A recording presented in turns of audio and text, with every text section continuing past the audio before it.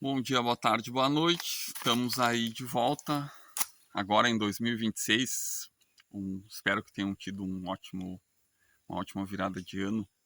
Estou aqui meio disfarçado de Badim, de Mano Lima, fazendo uma reflexão que tem um pouco de continuidade com o assunto anterior, mas não é sobre o assunto anterior de adulto, né? Ser adulto, virar adulto, aquela coisa que eu tinha conversado. Mas é uma das coisas que está associada, ou tipicamente associada.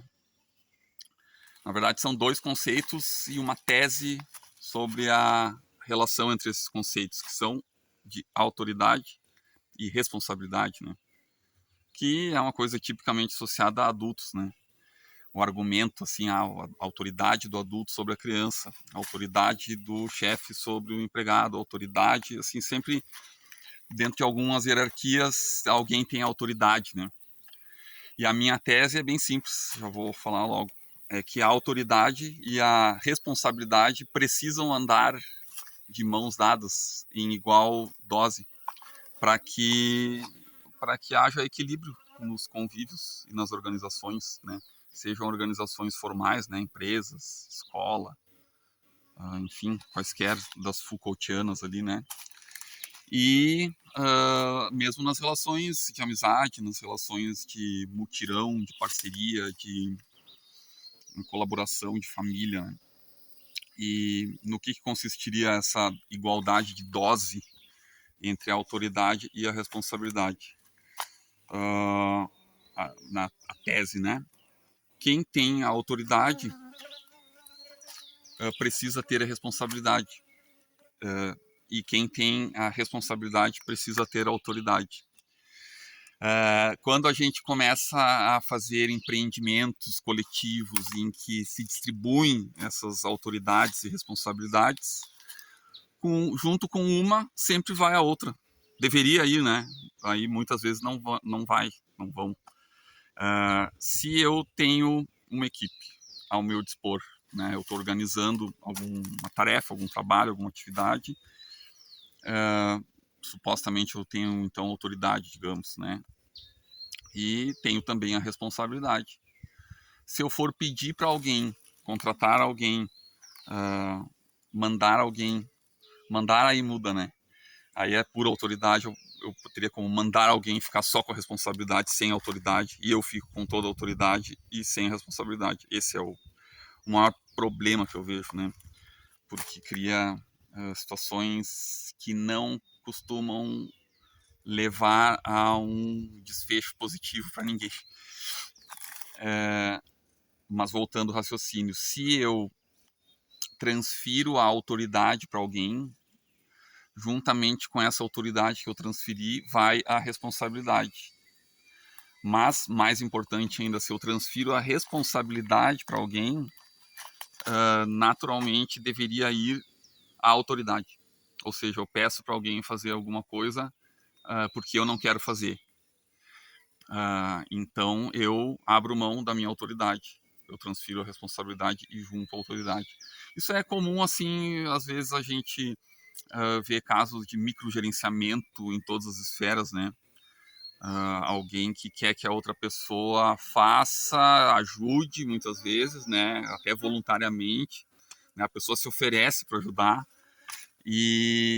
mas a gente entende que a autoridade sobre alguma coisa que a gente quer que aconteça é nossa, porque é a gente que quer que aconteça e que aconteça de um determinado jeito.